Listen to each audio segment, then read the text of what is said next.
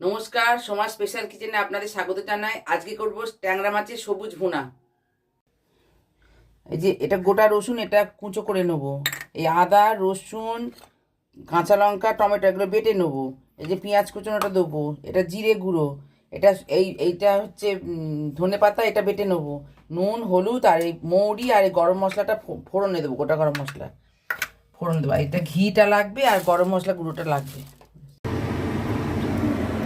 সর্ষের তেলটা দিয়ে দিলাম।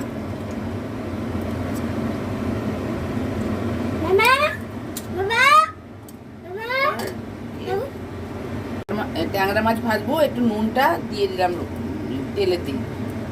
আর এই ট্যাংরা মাছ নুন হলুদ মাখিয়ে রেখেছি, এই এবার ভেজে নেব।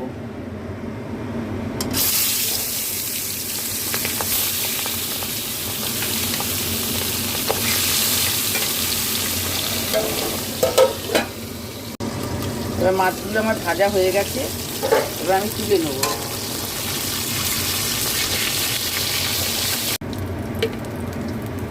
এবার এই তেলের মধ্যে একটু ঘি দিয়ে দিলাম, ফোড়ন দিলাম। এবার দিলাম গোটা গরম মশলা ফোড়ন দিলাম, দিয়ে একটু নেড়ে। ফোড়নটা হয়ে গেছে, এবার কাঁচা এই পেঁয়াজটা একটু দিয়ে দিলাম, কুচনো পেঁয়াজ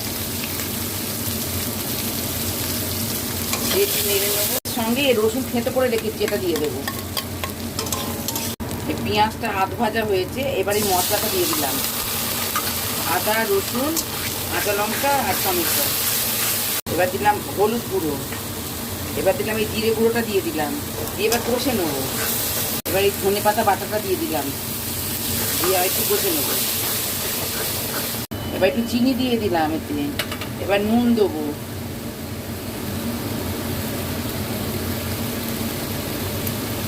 নুন দিয়ে আবার কষিয়ে নেবো। এবার কষা হয়ে গেছে, আমি এবার জল দিয়ে দিলাম।